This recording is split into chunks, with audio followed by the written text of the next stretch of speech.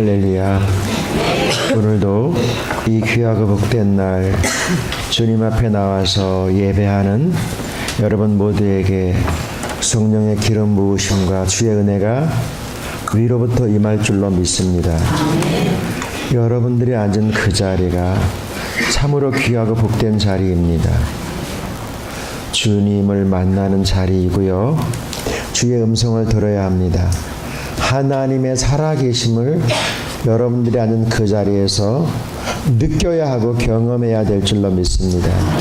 오늘 우리는 종료주일 고난주일 예배 앞에 있습니다. 우리 함께 예배드리게 된 옆 사람을 격려하시고 축복하시겠습니다. 예수님 때문에 행복하세요. 할렐루야. 고집 진짜 센 사람이 아직까지 있네요. 이거 해도 손해보는 일은 없는데, 그죠? 우리 그 고집 센 분 때문에 한번 해봐라고 하면서 그분을 축복하겠습니다. 예수님 때문에 행복하세요. 예수님 때문에 행복하세요. 할렐루야. 예수님 때문에 행복할 수 있기를 소원합니다. 오늘 우리는 2016년 이제 봄을 향해서 나가는 고난주일, 종료주일 앞에 있습니다. 오늘 주시는 말씀은 그리스도의 고난입니다. 여러분, 오늘 주시는 말씀 앞에 예배드리면서 나를 향한 하나님의 뜻을 발견할 수 있기를 소원합니다. 그리고 시간을 막 접어서 우리 함께 2000년 전 그 예루살렘을 향해서 함께 나가볼 수 있기를 소원합니다. 그리고 그 예루살렘 거리를 향해서 우리 함께 시간 여행을 할 수 있기를 소원합니다. 우리 모두 함께 그 주님의 날, 그날 예수님께서 나귀 타고 들어오시는 그날 우리 함께 예수님을 맞아들일 수 있기를 소원합니다. 성도 여러분, 예수님은 하나님이십니다. 그 하나님이신 예수님께서 지금 마지막 일주일, 그 마지막 일주일을 지나기 위해서 예루살렘에 들어오고 있습니다. 전통적인 교회는 이단이 아닌 거의 대부분의 교회는 부활절 이전에 한 주간을 고난주간으로 지킵니다. 이단이나 사이비에 속한 사람들은 예수님의 부활을 인정하지 않기 때문에, 또한 주님의 날을 인정하지 않기 때문에 이 날을 안 지키겠지요. 예수님의 공생의 기간의 마지막 모든 부분들은 사실 이 고난주간에 이루어졌다고 해도 틀린 말은 아닙니다. 이 고난은 마지막 이틀에 집중되어져 있습니다. 여러분에게 부탁드리고 싶습니다. 여러분들은 매일마다 아침마다 제가 보내드리는 말씀을, 새벽기도의 말씀을 이렇게 보고 있을 것입니다. 그리고 나누게 될 것입니다. 이번 한 주간은 골로새서에 있는 말씀이 아니고 부활절을 전해서 예수님께서 지냈던 한 주간에 대한 말씀들을 쭉 여러분들에게 아침마다 혹은 새벽 시간마다 인터넷으로 교회 홈페이지를 통해서 제공될 것입니다. 부탁드리고 싶은 것은, 이전까지는 제가 여러분들에게 리플을 달라고 한 적이 없어요. 왜냐하면 그것을 읽는 사람들이 진짜 많아서입니다. 그리고 그분들이 하나씩 다 보내면 제가 다른 일을 할 수 없기 때문에. 그런데 우리 교인들만큼은 이번 한 주간 동안 아멘이라고 쓰는 것이 아니고 주어진 그 본문을 여러분들이 묵상하면서 한 줄만 한번 적어보실 수 있기를 소원합니다. 그래서 저한테 숙제로 보내십시다. 한 줄만. 왜 이렇게 제가 여러분들에게 부탁을 드리냐면, 이 한 주간 새벽기도 나오라고 분명히 말씀드리지만 거의 못 나왔을 뿐이 반이 넘고 3분의 2는 될 거예요. 그럼 우리가 진짜 믿음의 사람으로, 하나님의 사람으로 살아가면서 그 크신 은혜와 사랑을 어떻게 우리가 대하면서 살 수 있을까요, 여러분? 우리가 하나님의 사람은 말씀의 사람이어야 됩니다. 하나님의 사람은 기도의 사람이어야 됩니다. 이렇게 말씀과 기도로 세워져 가면서 우리의 신앙의 고백, 나의 믿음의 고백이 꼭 필요한 줄로 믿습니다. 우리 함께 겟세마네 동산으로 나아가 보십시다. 예수님께서 그 동산에서 땀을 흘리면서 땀이 피가 될 정도의 고뇌를 하면서 기도하셨다고 이야기합니다. 그리고 그렇게 오늘 예수님이 예루살렘에 들어올 때 호산나 다윗의 자손이여 찬송했던, 예수님을 환영했던 그들이 예수님을 십자가로 내보내라고 하는 그 가장 참담한 자료 예수님께서 내려갑니다. 불의한 재판을 받고 신문을 받고 십자가에 못 박혀서 죽으시는 예수님. 여러분, 우리는 최소한 믿음의 사람으로, 하나님의 사람으로 이 고난 주간을 지나면서, 다른 주간은 제가 여러분들에게 말씀드리지 않을 거예요. 이 고난 주간 한 주간 동안만큼은 깊이 예수님의 그 발자취를, 예수님의 그 은혜를 기억하면서 살아가야 될 줄로 믿습니다. 최소한도 믿음의 사람이라고 한다면 말입니다. 최소한도 하나를 믿는다고 한다면 말입니다. 여러분들에게 금식하라고 이야기하지 않을 거예요. 저녁에 나와서 기도하자 말다 하지 않을 겁니다. 우리가 있는 자리에서, 우리가 있는 그곳에서 주님의 큰 사랑과 은혜를 우리가 말씀을 통해서 알아갈 수 있기를 소원합니다. 오늘 말씀 21절을 한번 우리 같이 보기를 원합니다. 이를 위해 너희가 부르심을 받았으니 그리스도도 너희를 위해 고난을 받으사 너희에게 본을 끼쳐 그 자체를 따라오게 하려 하셨느니라. 아멘. 예수님께서 우리를 위해서 고난을 받으신 거예요. 예수님의 고난은 나를 위한 것이죠. 나를 위한 것. 그렇게 하신 이유가 뭐예요? 하나님이 우리에게 이것이 아버지의 마음이고 그 아버지의 마음을 우리에게 조금이라도 알아가라는 것이죠. 그리고 왜 그렇게 했는지를 따라가라고 말씀하려고 해요, 여러분. 예수님이 왜 그렇게 고난을 당하셔야 했습니까, 여러분? 그것은 바로 나를 위한 것이에요. 나를 위한 것. 누구를 위한 것이 아니고요. 사랑하신 여러분, 이 사실을 우리가 입을 열어서 고백할 수 있기를 소원합니다. 예수님의 십자가가 나의 것임을 고백할 때에 우리의 믿음의 자리가 한 단계 한 단계 성숙되어지는 거예요. 그냥 십자가를 목에다 걸고 다니고 귀걸이를 매달고 다니는 것이 아니고, 요즘 예쁘게 치장하는 것이 아니고, 십자가는요, 당시에 가장 참담한 죄인을 죽이는 사형틀이었다는 사실 여러분 아시지요? 사형틀입니다, 여러분. 멋진 장식품이 아니에요. 그렇게 고난당하신 이유가 뭐예요? 나를 위한 거예요. 그 고난 안으로 들어가 보면 배신을 당하는 고난입니다. 혹시 여러분 언제 가장 마음이 저리고 아프셨습니까? 여러분이 마음이 저리고 아픈 적은 있으십니까? 그때가 언제였었죠? 내가 믿었던 사람이 나의 면전에 침을 뱉고 욕을 하면서 비난하면서 돌아설 때, 다른 사람도 아니고 내가 믿었던 사람 말이에요. 마가복음 14장 10절에서 11절 말씀을 같이 보려고 합니다. 같이 보겠습니다. 12 중에 하나인 가룟 유다가 예수를 넘겨주려고 대제사장들에게 가매 그들이 듣고 기뻐하여 돈을 주기로 약속하니 유다가 예수를 어떻게 넘겨줄까 하고 그 기회를 찾더라. 아멘. 예수님의 제자가 12명이라는 사실을 여러분 제가 설명하지 않아도 잘 알죠. 예수님께서 그 12명의 제자 가운데 가장 믿었던 사람이 누군지 혹시 아세요? 예수님이 가장 믿었던 사람, 알면서도 믿었던 사람, 더 많은 믿음을 주기를 원했던 사람이 누군지 여러분 아시잖아요. 가룟 유다예요. 예수님이 더 많이 믿어주었고 더 많이 가까이 하려고 했었고 그의 손을 잡으려고 무던히 애썼어요. 그런데 말이에요, 그가 예수님을 팔아넘기는 거예요. 여러분이 인생을 살아가다 보면 우리도 이런 경험을 할 때가 있어요.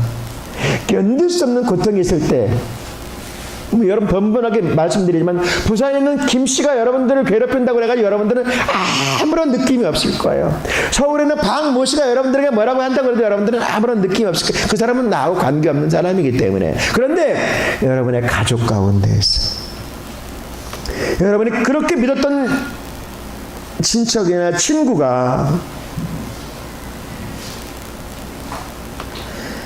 여러분들을 배신하고 돌아섰을 때 잠이 올까요? 밥이 먹힐까요? 그렇습니까, 여러분? 그렇지 않잖아요. 예수님은 이 고난을 다 감당해내셨어요. 여러분, 가장 믿었던 사람, 내가 가장 사랑하는 그 사람으로부터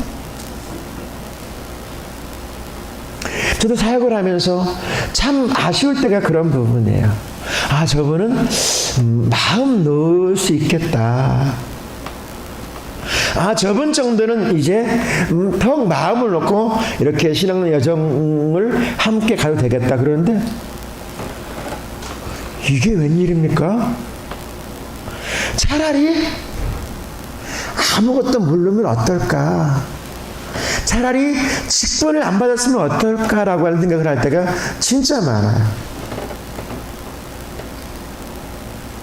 왜냐하면 그동안 신뢰를 주었고 또 이만하면 됐다고 마음을 놓으려고 했는데 이게 어린아이보다 더 못할 정도로 펄쩍 주저앉아서 한숨 짓고 있는 그 신앙인을 바라볼 때 말이에요. 그런데 말이에요, 여러분, 그 가룟 유다만 예수님을 버리고 도망갔습니까? 예수님 팔아넘겼습니까? 그렇지 않잖아요.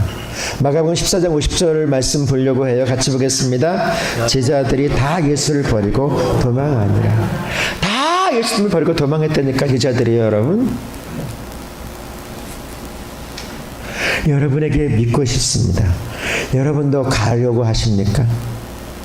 여러분도 떠나려고 하십니까?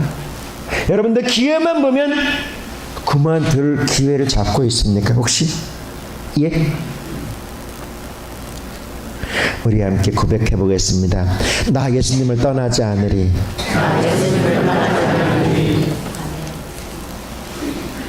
박자가 늦었죠? 그죠? 그분 때문에 다시 한번요. 나 예수님을 떠나지 않으리. 할렐루야. 안 한 분이 두 분 계세요. 제가 눈이 커서 잘 보입니다. 그분은 기회만 있으면 떠날 거라고요. 사랑하신 여러분, 우리는 예수님의 십자가의 의미와 예수님의 고난의 의미를 다르게 알아야 돼요. 예수님은 죄가 없으신 분이에요, 여러분. 죄가 없으신데 예수님께서 그 죄를 짊어지시고 고난을 당했어요.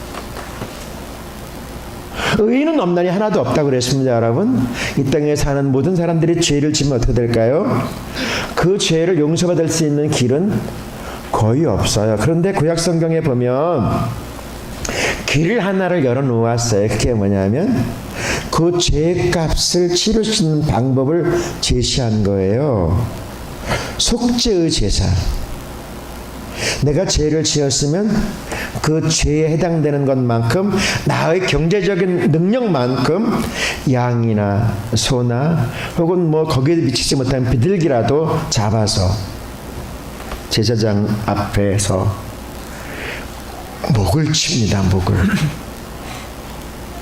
그 목을 치는 의미가 뭐냐면 내가 이렇게 목이 달아나야 되는데 이 짐승이 대신 내 죄값으로 죽습니다. 이거 피를 쫙 흘리죠. 내가 죽습니다, 지금. 그리고 그 피를 들고 하나님 앞에 가서 속죄의 제사를 드리는 거야. 죄 한 번 졌을 때마다. 여러분, 그러면 우리가 삶이 죄인데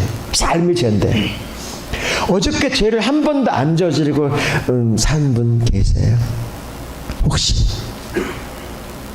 혹시 계세요?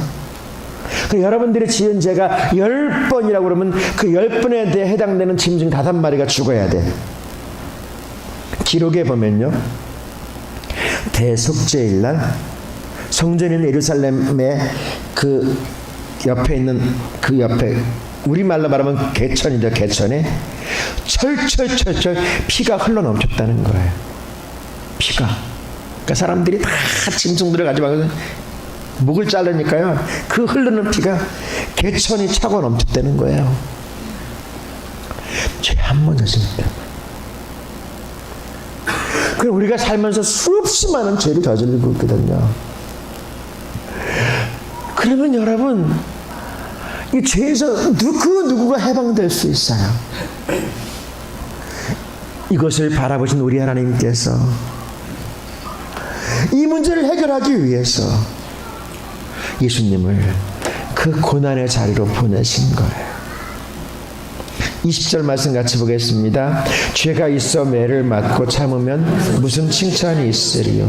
오직 선을 행함으로 고난을 받고 참으면 이는 하나님 앞에 아름다우니라. 우리 주님이 말씀하려고 해요. 죄진 사람이 죄값을 받는 것은 당연한 거예요. 자, 저를 보세요. 밑에 뭐 있나요? 뭐 있어요? 재미진 거 있어요? 자, 저를 보세요. 여러분, 죄를 짓고 죄값을 치는 건 너무 당연한 거라니까요. 근데 죄인이 아니면서 죄값을 치를 때 정말 억울한 일, 그렇게 억울한 일 없을 거예요. 여러분, 살아가다 보면 여러분들 이유 없이 사람들에게 미움을 받을 때가 있죠. 그죠? 여러분들은 그 일에 어떤 관여도 하지 않았는데 오해를 받거나 혹은 어떤 음모에 사로잡혀서 모든 것들을 여러분들이 다 덮어쓸 때 막 이것을 벌려 보일 수도 없고 그럴 경험 없으세요, 여러분? 예? 그때 진짜 억울한 일이잖아요. 우리 살다 보면 그런 일 경험할 때가 진짜 많아요. 직장생활 할 때도 그런 일도 경험할 때가 참 많아요. 사회생활 할 때도 참 많습니다, 여러분. 내가 그 사건에 대해서 그 일에 대해서 아무런 연관이 없는데 사람들이 나를 다 정죄하려고 할 때 말이에요. 예수님이 바로 그 자리로 내려가셨어요. 예수님은 우리의 죄 알지도 못해요. 우리가 죄 짓고 있는 것 우리 주님은 뭐 상관없는 일이에요. 그럼에도 불구하고 우리 주님께서 이 우리가 지었던 과거의 죄, 현재의 죄, 미래의 죄까지 다 짊어지시고 십자가를 향해서 가신 거예요. 나의 죄를 지고 말입니다, 여러분. 우리의 죄를 지고 말입니다, 여러분. 마태복음 27장 26절의 말씀 같이 보려고 합니다. 이에 바라바는 저희에게 놓아주고 예수는 채찍질하고 십자가에 못 박히게 넘겨줍니다. 아멘. 십자가에서만 그렇게 죽게 한 것이 아니라 그 아래에서 예수님을 희롱하고 예수님을 모욕하는 일들이 그 아래에서 벌어지고 있어요. 성경 마태복음 27장 35절에 이렇게 기록하고 있습니다. 같이 봅니다. 저희가 예수를 십자가에 못 박은 후에 그 옷을 제비 뽑아 나누고 아멘. 하나님이 저를 하나님의 일꾼으로 부르실 때 그 십자가의 자리로 부르신 것을 저는 지금 아주 생생하게 기억합니다. 그 자리로 부르시더라고요. 부르셔요.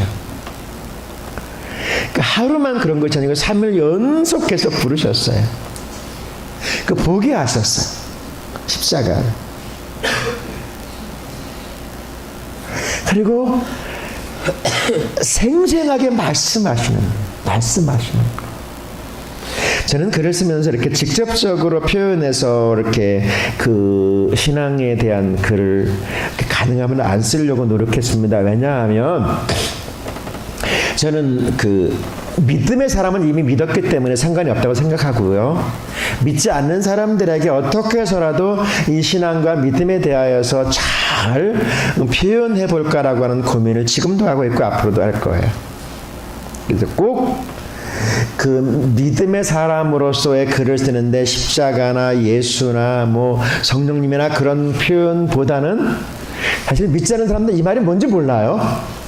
무슨 말인지 모릅니다, 여러분. 예수 믿는 사람도 모르는 사람도 있긴 합디다마는. 그런데 이제 주보에다가 글을 써야 되니까 제가 이번 주에는 오늘에 해당되는 글을 한 편을 썼어요. 소개해 드리려고 합니다. 이거는 소개해 드리려고 하는 이유가 잘 모른다고 하는 사람이 있기 때문에. 누가복음에 있는 말씀을 중심으로 해서 쓴 말씀이에요. 십자가, 십자가, 십자가. 의식이 붙었다 떨어지는 그 왼편 사내의 외침은 공포를 잊은 채 몰려든 구경꾼들, 세상 사람들의 말을 대변하고 있습니다. 당신이 진짜 메시아인가요? 조롱에 섞인 비아냥한 어둠을 불러오고 있습니다. 최후 승리를 얻은 듯 으스대며 부르는 어둠의 군가는 커져만 갔습니다. 생명의 끝에 선 오른편 사내는 힘없이 세상을 바라보았습니다. 이제는 모든 것을 체념하고 생각이 지워지는 고통 속에서 소리쳤습니다. 예수여, 당신이 나라에 들어가실 때 저를 기억해 주십시오. 어둠으로 끝이 날 것 같은 그날, 처음으로 시작된 빛이 다가오고 있었습니다. 세상의 소리가 멎고 승리의 찬가를 부르던 어둠의 군가는 끊어졌습니다. 내가 진실로 내게 말한다. 오늘 내가 나와 함께 낙원에 있을 것이다. 구경 나온 사람들은 이해하지 못했지만 그 소리는 나의 가슴에 들려온 말씀이었습니다. 사탄의 외침은 사라지고 곤두선 머리카락 사이로 스며드는 하늘의 소리에 두 손을 들었습니다. 그것은 제 것입니다. 그 자리는 나의 자리입니다. 소낙비처럼 쏟아내리는 감사의 눈물과 고백, 의식 너머에 터져나오는 탄식은 십자가는 나의 십자가, 내가 져야 할 십자가. 성도 여러분, 예수님이 십자가에서 골고다에서 마지막 7 말씀하시고 또한 돌아가신 순간 그 좌우편에 그 흉악자들이 있잖아요. 사실 그들은 죽어도 마땅한 사람들이에요. 당시의 기록에 보면 판사들이요, 가능하면 십자가형에 처하지 않는다라고 하는 기록이 있어요. 왜냐하면 그 형은 너무나도 참담한 것이기에 말입니다. 그렇다고 하면 판사가 예수님 좌우편에 판결했던 그 흉악한 사람들은 100번 죽어도 마땅한 사람들이었어요. 어떤 공로도 없었죠. 그런데 말이에요, 우리가 잘 아는 대로 그 오른편에서 죽어가던 그 마지막 그 사람이 마지막 한마디였잖아요. 마지막 한마디였잖아요. 주님의 나라 임하여 나를 봐주세요. 그는 그 죽어가면서 무엇을 보았을 거예요. 아마 그냥 그렇게 고백할 수는 없어요. 여러분, 사람은요, 그 어떤 사람도요 그냥 고백하지 않습니다. 보아야 되고 들어야 되는 겁니다. 여러분, 보지 않고 듣지 않으면 우리의 신앙은요 한순간에 무너지는 거예요. 돌아오는 중간 우리는 부활절을 맞이하게 될 거예요. 사랑하시는 여러분, 우리는 하나님의 사람으로 내 안에 예수의 증거가 분명하게 있어져야지만 이 신앙을 유지할 수 있습니다. 이 오른편에 있었던 이 강도가 그냥 고백했다고요? 천만의 말씀이요. 그는 흉악한 사람이에요. 흉악한 사람입니다. 그 소리를 들으면서 그 왼편에 있는 사람이 뭐라 그래요? 우리말로 표현하면 입 닥쳐, 입 닥쳐. 우리가 그런 사람 아닙니까, 여러분? 우리가 구원받을 만한 그 어떤 자격도, 어떤 일도 해내지 못했는데 우리 주님이 말씀하세요. 오늘 너를 내가 낙원에서 어떻게 할 거라시라는 말씀이에요. 이렇게 구원받은 것들이 바로 나라는 사실을 저는 잘 알고 있거든요. 한 것이 없어요. 내세울 것이 없어요. 자격이 없어요. 그렇지만 여러분, 주님의 그 십자가로, 주님의 그 십자가의 은총으로 우리가 구원 얻고 생명 얻은 줄로 믿습니다. 예수님께서 고난당하시는 그 참혹한 것, 여러분, 우리가 이 땅에 사는 그 고난, 욥의 고난이 크다고 이야기하겠죠. 그런데 여러분, 욥의 고난 이상으로, 아니 견딜 수 없을 만큼 예수님의 십자가의 고난은요, 그 고통은요, 상상할 수 없었던 것이에요. 왜 그렇게 하셨을까요? 그렇게 하신 이유가 무엇입니까? 하나님의 말씀을 이루기 위함입니다.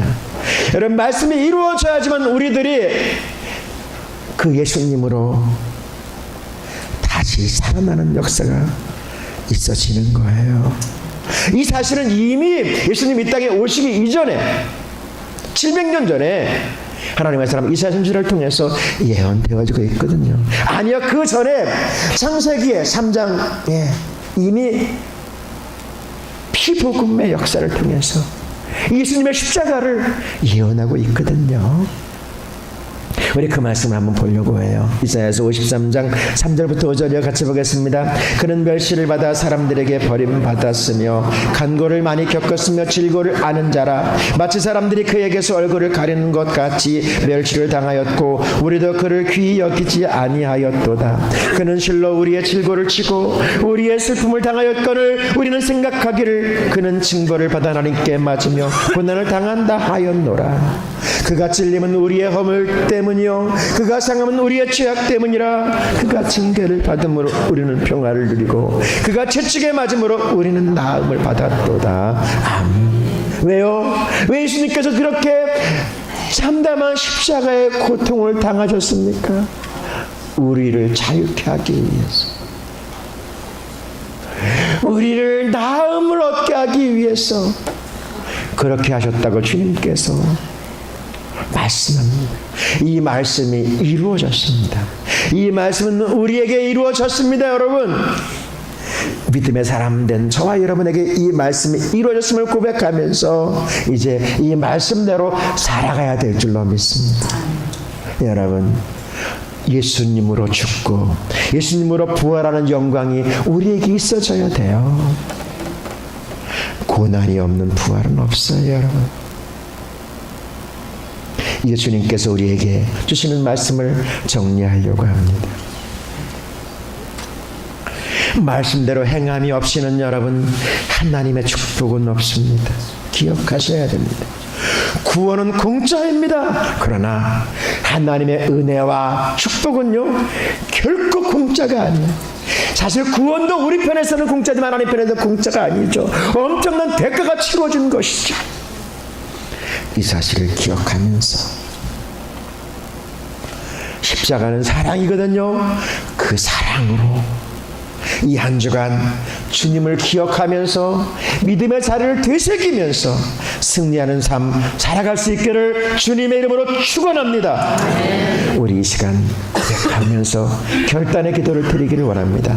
찬송 부르면서 결단의 기도를 드리기를 원합니다. 주님, 그 십자가를 가슴에 품고 사랑받은 사람으로서 살기를 원해요. 십자가를 외면하는 것이 아니고 다시 예수님을 십자가에 올려보내는 것이 아니고 주님의 삶을 살 수 있도록 나에게 말씀의 능력을 달라고 하나님 앞에 우리 찬양 부른 후에 기도하겠습니다.